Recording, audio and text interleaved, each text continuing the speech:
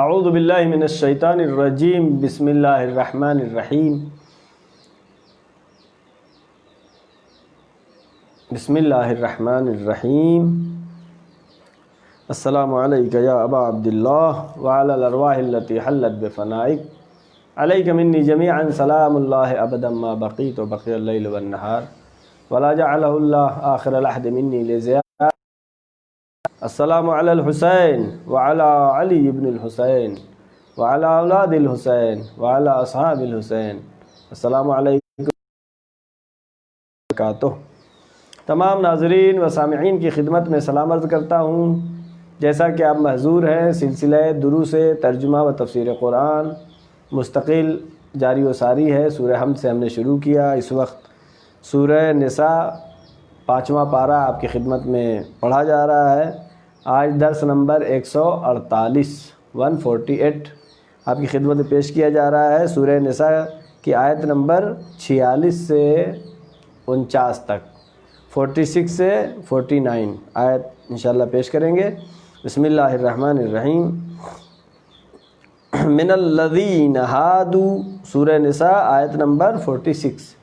من الذین ہادوا یحرفون الکلم عن مواضعہ ویقولون سمعنا وعصینا واسمع غیر مسمع وراعنا لیا بألسنتہم وطعنا فی الدین ولو انہم قالوا سمعنا واطعنا واسمع وانظرنا لکان خیرا لہم واقوم ولكن لعنهم الله بكفرهم فلا يؤمنون الا قليلا۔ اس آیت میں یہودیوں کے بارے میں تذکرہ ہے، جو کہ یہودیوں نے دین بدل دیا۔ دین اللہ کی طرف سے ایک آیا اسلام، یہودیوں نے اگر ان کی کتاب میں جیسا کہ تھا کہ ان کے بعد جناب عیسیٰ آئیں گے بتایا ہوتا، اور جناب عیسیٰ کے ماننے والے اگر ان کے علماء نے بتایا ہوتا کہ ہمارے اس آخری نبی حضرت محمد مصطفیٰ صلی اللہ علیہ وسلم کی اطاعت کرنا، تو یہودی مذہب، عیسائی مذہب، الگ الگ مذاہب جو ہیں یہ وجود میں نہیں آتے۔ من الذین ہادوا، وہ لوگ کہ جو کہ یہودی ہیں، اے رسول ان یہودیوں کے بارے میں، یحرفون الکلم، جو کہ کلمات کو تبدیل کر دیتے ہیں، یحرفون الکلم عن مواضعہ، ان کے موضع، ان کی جگہ سے، یعنی کلمے کو بدل دیتے ہیں۔ وَيَقُولُونَ سَمِعْنَا وَعَصَيْنَا، یہودی کیا کہتے ہیں؟ ہم نے سنا اور ہم نے گناہ کیا، یعنی ہم نے سنا لیکن ہم آپ کی بات نہیں مانیں گے۔ سمعنا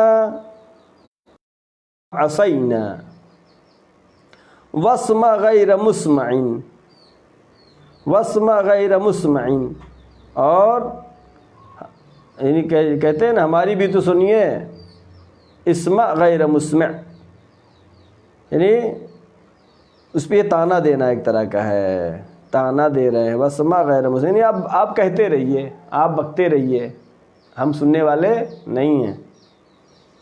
وراعیا لیا بألسنتہم، وراعیا لیا بألسنتہم، اور راعیا، رعایت، اگر راعیہ ہے، راعیہ سے لیا جائے تو اس کے معنی مراعات کرنے کے ہیں، لیکن یہودی کیا نام ایسے لیتے تھے؟ رعنا سے، یعنی ہم کو بیوقوف بنائیں۔ یقولون سمعنا وعصینا، کہتے ہیں ہم نے سنا اور ہم نہیں، اس پہ عمل نہیں کرتے ہیں، گناہ کریں گے، مانیں گے نہیں۔ واسمع غیر مسمعین، آپ کہتے رہیے ہم سننے والے نہیں ہیں۔ وراعنا، اور آپ ہم کو بیوقوف بناتے رہیں، یعنی رسول اللہ کی طرف یہ نسبت دے رہے ہیں کہ معاذ اللہ رسول ہم کو بیوقوف بنا رہے ہیں۔ بِأَلْسَنَتِهِمْ، اپنی زبان کے ذریعے سے وہ اس طریقے سے حقائق کو بدلتے ہیں۔ وَطَعْنًا فِي الدِّينِ، اور یہ یہودی دین کے بارے میں طعنہ دیتے ہیں۔ وَلَوْ أَنَّهُمْ قَالُوا سَمِعْنَا وَأَطَعْنَا، بجائے اس کے وہ جو کیا کہہ رہے ہیں، وَاسْمَعْ غَيْرَ مُسْمَعٍ، یعنی آپ کہیے ہم سنیں گے نہیں، اور آپ جو ہے جو کچھ کہہ رہے ہیں ہم پھر بھی اس کا انکار کریں گے۔ خدا بند عالم فرما رہا ہے وہ یہودیوں کے لیے، وَلَوْ أَنَّهُمْ قَالُوا سَمِعْنَا وَأَطَعْنَا، اگر وہ یہ کہتے کہ ہاں ہم نے سنا، ہم اس کی اطاعت کرتے ہیں، وَاسْمَعْ اور ہم اس کو سنتے ہیں، وَانظُرْنَا راعنا کے معنی کیا کیا کہ ہم کو بیوقوف بناتے ہیں۔ اگر یہ لفظ بدل کر کے اس طرح نہ کہتے، وَانظُرْنَا کہتے، یعنی ہمارے پر توجہ دیں، ہم کو بتائیں، لَكَانَ خَيْرًا لَهُمْ، یہ ان کے لیے بہتر ہوتا۔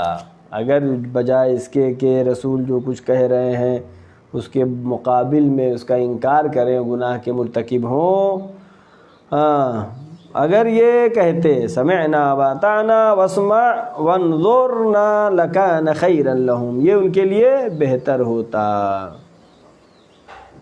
کہتے کہ ہم نے سنا، ہم نے مانا، لکان خیرا لہم، ان کے لیے بہتر ہوتا، واقوم، اور ان کے لیے یہ مضبوط اور محکم ہوتا۔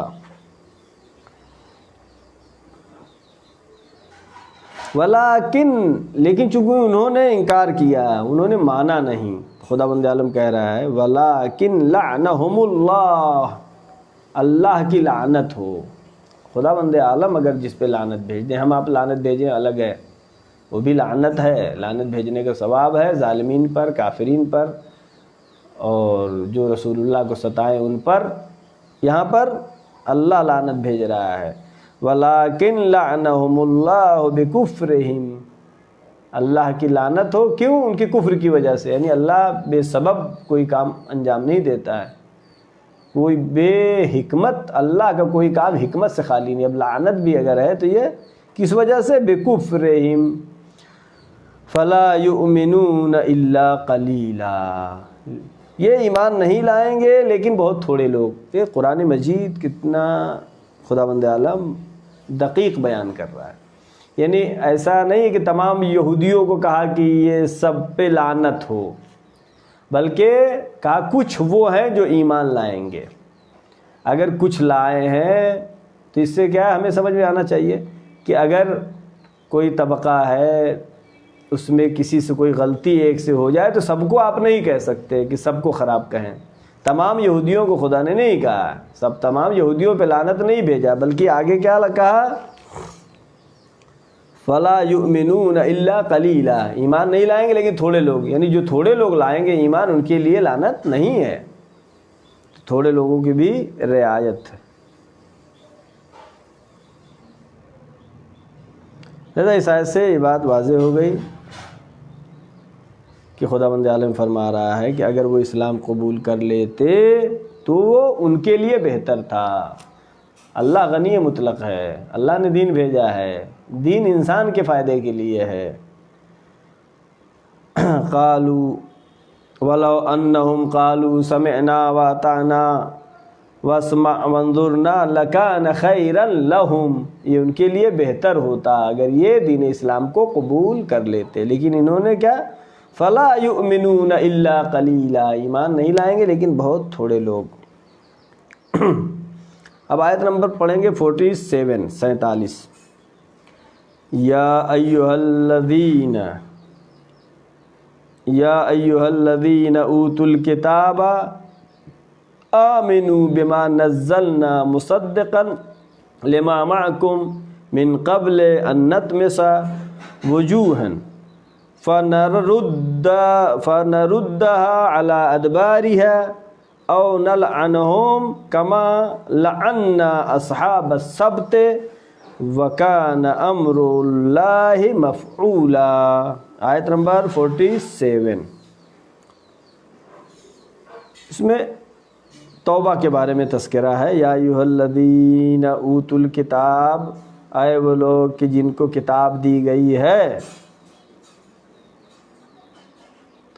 ہاں، اس آیت میں یہ ہے کہ یہودی ایمان نہیں لائے، اسلام قبول نہیں کیا، لیکن اگر رائے حق کو قبول کرتے تو بہتر تھا، ان کے لیے اچھا تھا۔ اگر رائے حق کو قبول نہیں کرتا ہے کوئی تو اس کے لیے کیا ہے، یہ آیت بیان کر رہی ہے، یا ایھا الذین اوتوا الکتاب، اے وہ لوگ کہ جنہیں کتاب دی گئی ہے، یعنی اہل کتاب عیسائی اور یہودی، اور بھی بعض اقوال کے مطابق زرتشت بھی اہل کتاب ہیں۔ بہرحال اللہ کی بھیجی ہوئی کتاب، آسمانی کتاب کو جو ماننے والے ہیں وہ اہل کتاب ہیں۔ یا ایھا الذین اوتوا الکتاب، اے وہ لوگ کہ جنہیں کتاب دی گئی ہے، آمنوا بما نزلنا مصدقا لما معکم، ایمان لاؤ، کس پر ایمان لاؤ؟ بما نزلنا مصدقا معکم من قبل ان نطمس مصدقا لما معکم، اس کتاب پر ایمان لاؤ جو کہ تصدیق کرتی ہے لما معکم، جو تمہارے ساتھ ہے، یعنی جو تمہارے پاس ہے، یعنی توریت اور انجیل جو بھی آسمانی کتاب ہے، یہ قرآن مجید اس کی تصدیق کرتا ہے، یعنی اس کے احکام کی تائید کرتا ہے۔ لیکن کون سے احکام کو، کن چیزوں کو، کہ جو تبدیل نہیں کیا، انہوں تبدیل نہیں کر پائے، یعنی توریت اور انجیل میں جو تحریف کر دیا ہے یہودیوں عیسائیوں نے، اس کی تو قرآن تائید نہیں کرے گا جو آسمانی کتاب کا ہے۔ تو کوئی الگ چیز نہیں ہے، جسے ہم کہیں نقطہ اشتراک کو دیکھنا، کیا مرکز اتحاد ہے۔ یا ایھا الذین اوتوا الکتاب آمنوا، ایمان لاؤ، بما نزلنا، جو ہم پہ نازل ہوا ہے، رسول اللہ پہ نازل ہوا ہے، مصدقا لما معکم، اور تصدیق کر رہا ہے اس چیز کی جو تمہارے پاس ہے کتاب۔ اور یہاں پہ اب وارننگ دی جا رہی ہے، اعلان خطر، اعلان خطر، لما معکم من قبل ان نطمس وجوہا، قبل اس کے کہ اللہ تمہارے چہروں کو بگاڑ دے، یعنی عذاب نازل ہو جائے۔ فَنَرُدَّهَا عَلَىٰ أَدْبَارِهَا، اور تم کو پیچھے کی طرف دوبارہ ڈھکیل دیا جائے۔ او نلعنہم کما لعنا اصحاب السبت، یا تم پر لعنت ہو، تم پر پھٹکار ہو، تم پہ لعنت ہو، کما لعنا اصحاب السبت، جیسے اصحاب سبت کے اوپر ہم نے لعنت کیا ہے اسی طریقے سے تمہارے اوپر بھی لعنت، یعنی قبل اس کے کہ تمہارے چہرے بگاڑ دیا جائے۔ اصحاب سبت کسے کہتے ہیں؟ شنبے والے دن کے لوگ۔ کیا مطلب؟ یہ دن کچھ کام کو اللہ نے یہودیوں پہ حرام کرا، پھر بھی انہوں نے انجام دیا، جن پر عذاب آیا۔ من قبل ان نطمس وجوہا، قبل اس کے کہ تمہارے چہرے بگاڑ دیے جائے، فنردها علی ادبارها، تم پیچھے کی طرف پلٹا دیے جاؤ، او نلعنہم کما لعنا اصحاب السبت، تم پر لعنت ہو جیسے اصحاب سبت کے لیے لعنت تھی، قبل اس کے کیسا ہو، ایمان لاؤ۔ وَكَانَ أَمْرُ اللَّهِ مَفْعُولًا، اور اللہ کا امر، اللہ کا حکم، مفعولا یعنی حکم یہ ہو چکا ہے، واقع ہو چکا ہے، اس حکم کی تبدیلی نہیں ہو سکتی ہے۔ اگر اللہ کے ان احکام کی پابندی نہیں کرتے ہو جو اللہ نے حکم دیا ہے، جو اللہ حکم دے چکا ہے، تو قبل اس کے کہ تمہارے چہرے بگڑ جائے، تمہیں پیچھے کی طرف ڈھکیل دیا جائے، اصحاب سبت کی طرح تم پر لعنت ہو، ایمان لاؤ۔ لہذا اس آیت بیان کیا کہ اگر رائے حق کو قبول نہیں کرتے ہو تو اعلان خطر ہے، خطرے کی گھنٹی ہے۔ تمہارا چہرہ خراب، من قبل تمہارے چہرے بگڑ جائیں، یہاں پر چہرے باطنی بھی ہوئے، دونوں مراد، چہرے دل کر دیے جائیں، مراد ہے، اس لیے کہ یہودیوں میں جب انہوں نے عمل نہیں کیا حکم خدا اور حکم رسول پر تو ان پہ ظاہری تبدیلی بھی لائی گئی کہ ان کو بندر کی شکل میں اللہ نے عذاب کے طور پر کر دیا۔ اصحاب سبت کون ہے؟ یہودی جو کہ شنبے کے دن جو اللہ نے منع کیا تھا کچھ کام نہ کرے اور اس کام کو انہوں نے انجام دیا، لہذا ان کے اوپر قہر خدا نازل ہوا۔ اگر انہوں نے رسول کو مان لیا ہوتا تو آج بھی جو مشکلات ہے وہ مشکلات نہیں رہتی، تمام سب ایک دین ہوتا ہے، پوری دنیا میں امن و امان ہوتا ہے، لیکن ان کے علماء نے حقیقت کو چھپایا، ان تک نہیں پہنچایا۔ حقیقت، حق کو جب علماء چھپائیں گے تو امت اس طرح سے برباد ہوتی ہے جس طریقے سے یہودی برباد ہو گئے۔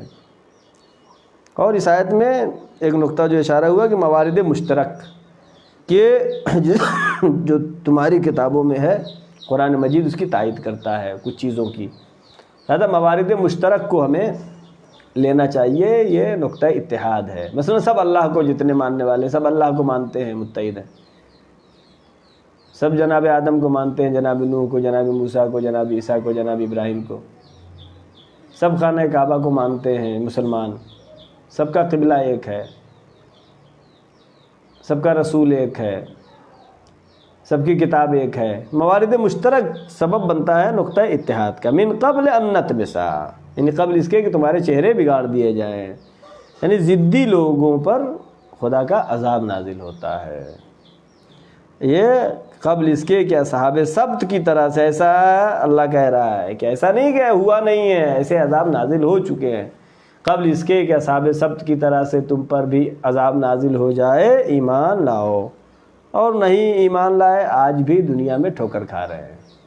یہودی پوری دنیا میں ذلیل ہیں، ایک ملک بنایا انہوں نے، وہ بھی فلسطین مسلمانوں کی زمین پر قبضہ کر کے بنایا، آج بھی مظلومین کی آہ ان کو لگ رہی ہے۔ یہ سب عذاب ہے، عذاب الہی ہے۔ یا عیسائی کو آپ دیکھ لیجئے، عیسائی جو ہے آج بھی ان پر کیا ہے، اللہ کی مار ہے۔ یہ پورا یورپ، پورا امریکہ، کتنی بے حیائیاں، کتنی برائیاں، کتنی خرابیاں، یعنی اپنے کو جانور سے الگ نہیں کر پا رہے ہیں، جانور کی زندگی گزار رہے ہیں۔ کیوں؟ اس لیے کہ اگر اللہ کو مانا ہوتا صحیح طریقے سے، رسول کو مانا، اسلام کو قبول کیا ہوتا تو آرام سے زندگی گزارتے ہیں۔ لیکن ظاہری شان و شوکت الگ چیز ہے جو دکھ رہی ہے آپ کو، ان کے یہاں سکون نہیں ہے، اطمینان نہیں ہے، پریشان ہے۔ آیت نمبر 49، آیت نمبر 48، ان اللہ لا یغفر ان یشرک بہ ویغفر ما دون ذلک لمن یشاء ومن یشرک باللہ فقد افترى اثما عظیما۔ ان اللہ، بے شک خدا، لا یغفر ان یشرک بہ، اللہ شرک کو معاف نہیں کرتا۔ اگر اللہ کا کوئی شریک قرار دے اس گناہ کو اللہ معاف نہیں کرتا۔ قرآن مجید کی صریح آیت ہے، ان اللہ لا یغفر ان یشرک بہ، اللہ معاف نہیں کرتا ہے، توبہ کو قبول نہیں کرتا ہے جو شرک کرے۔ لیکن اگر شرک سے توبہ کر لے تو قبول کرے گا، دو چیزیں ہیں۔ آیت کیا کہہ رہے؟ ان اللہ، بے شک اللہ، لا یغفر ان یشرک بہ، اگر کوئی شرک کرے تو اسے معاف نہیں کرتا ہے، ویغفر ما دون ذلک، اور اس کے علاوہ جتنے بھی گناہ ہیں اللہ معاف کر دے گا، یعنی بغیر توبہ کے۔ یہاں پر لفظ توبہ لانا ضروری ہے۔ ان اللہ لا یغفر ان یشرک بہ، اللہ معاف نہیں کرے گا شرک کو مگر یہ کہ توبہ کرے۔ توبہ کرے گا تو شرک بھی اللہ معاف کر دے گا۔ مثلا جب اسلام کے آنے سے پہلے جو مشرکین تھے انہوں نے اسلام قبول کیا، اپنے شرک سے توبہ کیا، اللہ نے توبہ قبول کیا، مسلمان ہو گئے۔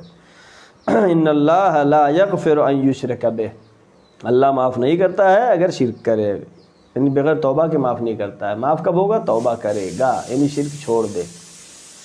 وَيَغْفِرُ مَا دُونَ ذَلِكَ لِمَنْ يَشَاءُ، اور اس کے علاوہ جتنے بھی گناہ ہیں اللہ معاف کر دے گا بغیر توبہ کیے ہوئے بھی، لِمَنْ يَشَاءُ، جس کے لیے اللہ چاہے۔ البتہ لِمَنْ يَشَاءُ جہاں جہاں بھی قرآن مجید میں ہے، اس میں اللہ کا کوئی بھی فعل حکمت سے خالی نہیں ہوتا ہے۔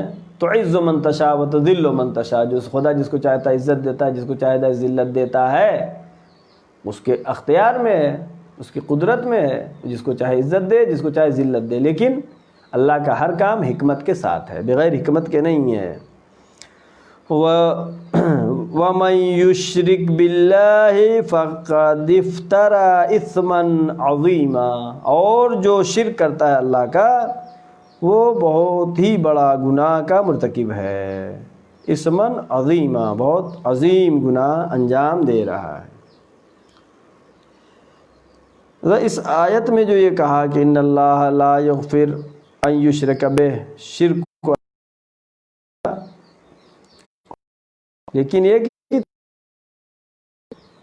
وَيَغْفِرُ دُونَ ذَلِكَ، اس کے علاوہ اور گناہوں کو اللہ معاف کر دے گا، معاف کر دے گا اللہ، توبہ کرے گا تو معاف ہوگا ہی، معاف کر دے گا۔ یعنی توبہ کے لیے، یعنی کار خیر آدمی اگر کرتا ہے، بہت زیادہ کار خیر کرتا ہے، تو بہت سے اس کے گناہ ایسے ہیں کر دے گا، کبیرہ سے بچنے لگے، بالکل چھوڑ دے، گناہ کبیرہ نہ انجام دے، تو گناہ صغیرہ اللہ اس کا معاف کر دے گا۔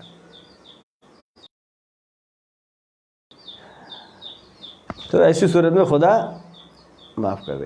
ان الحسنات یذہبن السیئات، حسنات نیکیاں برائیوں کو ختم کر دیتی ہیں، یعنی بغیر توبہ کیے ہوئے بھی اللہ گناہوں کو معاف کر دیتا ہے۔ ان صورتوں میں کہ جب انسان کار خیر زیادہ کرے، اچھا کام زیادہ کرے، اور گناہ کبیرہ سے اپنے کو بچے، اور نیک کام زیادہ کرے۔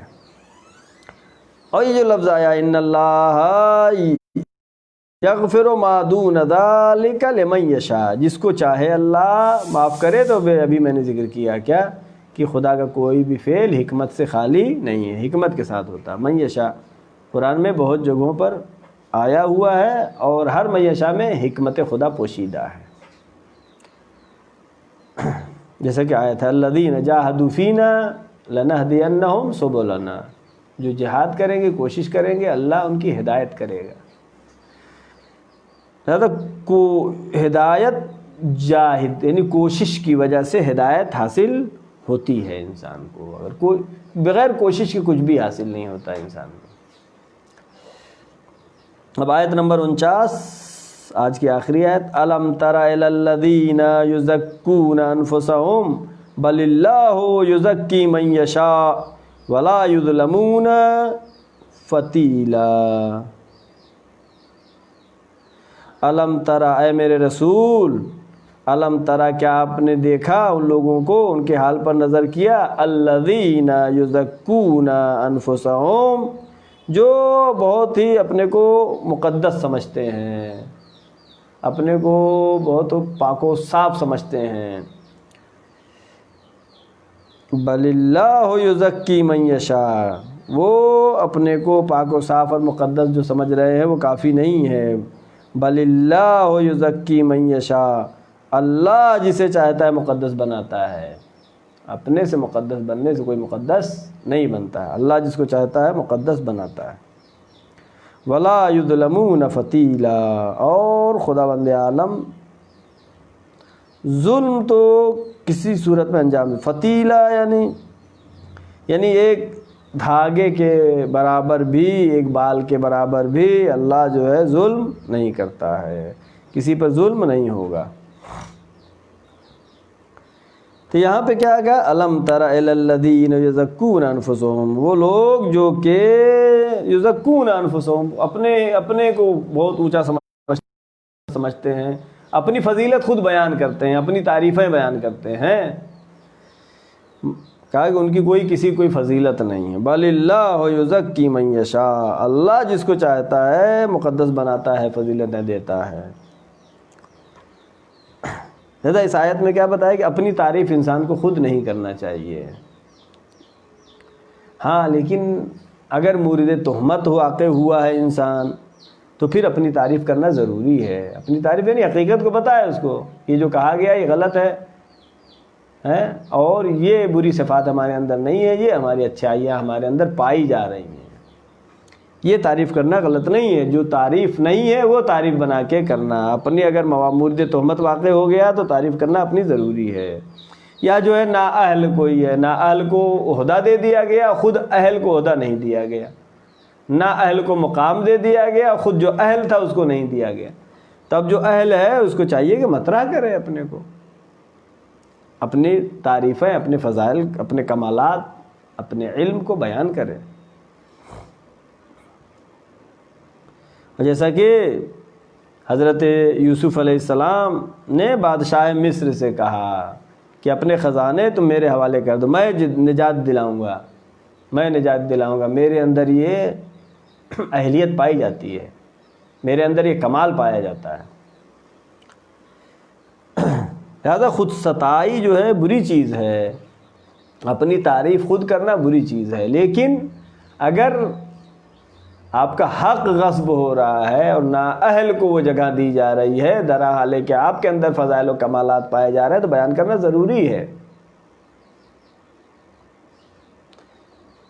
جیسا کہ خود مولا کائنات حضرت علی بن ابی طالب علیہ السلام نے ایک روایت میں فرمایا کہ خود ستائی بری بات ہے، مگر میں کیا کروں؟ یعنی امام جس کے پاس علم لدنی ہے، تمام کمالات جس کے اندر پائے جا رہے ہیں، اس امام معصوم کو لوگوں نے جانشینی رسول کی جگہ پہ قبضہ کر لیا، جانشین رسول بن گئے۔ لہذا مولا کائنات کو اپنے فضائل کو بیان کرنے پڑے، کہنا پڑا کہ میں وہ ہوں، میں وہ ہوں، میں وہ ہوں۔ کیوں؟ اس لیے کہ جہاں پر حق غصب ہو رہا ہے، جہاں پر نااہل کو بٹھال دیا جا رہا ہے، وہاں پر اپنے فضائل کو بیان کرنا ضروری ہے۔ ہاں، اس طرح کو بڑھا چڑھا کے غلط ہے کہ جو صفات نہیں پائے جا رہے ہیں اور کہہ رہے ہیں ادھر ادھر۔ اور یہ صفت جو ہے یہودیوں کی تھی۔ یہودی کیا کہتے تھے اپنے کو؟ آیت کیا کہہ رہی ہے؟ الم تر الی الذین یزکون انفسہم بل اللہ یزکی من یشاء۔ اپنے نفس کو اونچا اور بلند بتاتے تھے یہودی۔ کہا کہ نحن ابناء اللہ، کہتے ہم اللہ کے بیٹے ہیں، ہم اللہ کے بہت قریب ہیں، دوسرے لوگ ہمارے غلام ہیں، ہم اعلیٰ ترین ہیں۔ کیا یہودی کہتے تھے؟ اور بھی آیت آپ نے پچھلا پڑھا کہ کہہ رہے جہنم کی آگ ہم کو جلائے گی ہی نہیں۔ آیت گزری ہے ظاہراً سورہ بقرہ میں، جہنم کی آگ تو ہم کو جلائے گی ہی نہیں، اگر گئے بھی تو کچھ دن کے لیے جائیں گے، پھر جنت میں آ جائیں گے۔ اپنی تعریف خود سے یہودیوں نے کیا، حالانکہ وہ گمراہ ہو گئے، اتنا گمراہ ہوئے کہ آخری رسول حضرت محمد مصطفیٰ صلی اللہ علیہ وآلہ وسلم نے جب دعوت اسلام دیا تو وہ یہودی جو مدینے میں کفار و مشرکین کو تانا دیا کرتے تھا، ہاں آخری رسول آ جائے گا تب تم کو ہم بتائیں گے، تو جس رسول کی تعریفیں اور فضیلتیں اور صفات یہ یہود و نصارہ بیان کیا کرتے تھے مدینہ کے مشرکوں اور کافروں سے، خود یہودی اور عیسائیوں نے رسول اللہ کو نہیں مانا، اور وہ کفار و مشرکین کہ جو یہ صفات سنتے تھے ان کی کتابوں کے ذریعے سے وہ دین اسلام لائے۔ یہ سب سے بڑا مذہب یہودیت اور اسلام اور عیسائیت پر بہت بڑا المیہ ہے کہ خود بتا رہے تھے کہ یہ رسول آنے والا ہے، لیکن اقرار نہیں کہ ہماری دعا ہے پروردگارہ محمد و آل محمد صدقے میں، چہدہ معصومین علیہ السلام کے صدقے میں ہماری اس مختصر سی عبادت کو قبول فرما۔ پروردگارہ یہ چند آیات کی ہم تلاوت جو کرتے ہیں ترجمہ و مختصر تفصیل کے ساتھ، پروردگارہ اس کا ثواب چہدہ معصومین علیہ السلام کے صدقے میں ہمارے مرحومین کو اصال ثواب فرما۔ معبود ہمارے تمام گناہ صغیرہ و کبیرہ کو معاف فرما، ہمارے مرحومین کے تمام گناہ صغیرہ و کبیرہ کو معاف فرما۔ پروردگارہ جو مریض ہے ان کو شفائے کامل و عاجل عطا فرما، جو پریشان حال ہے ان کی پریشانیوں کو برطرف فرما۔ معبود جہاں جہاں شیان حیدر کرار ان کی جان و مال عزت و آبرو کی حفاظت فرما۔ پروردگارہ پرچم اسلام کو سربلند فرما، پرچم کفر و نفاق کو سرنگو فرما۔ معبود ہمیں اس لائق بنا دے کہ امام کے سپاہیوں میں شامل ہو سکیں۔ پروردگارہ امام زمانہ کے ظہور میں تعجیل فرما، ہم سب کو ان کے یاور و انصار میں شمار فرما۔ وآخر دعوانا ان الحمد للہ رب العالمین، والسلام علیکم ورحمۃ اللہ وبرکاتہ۔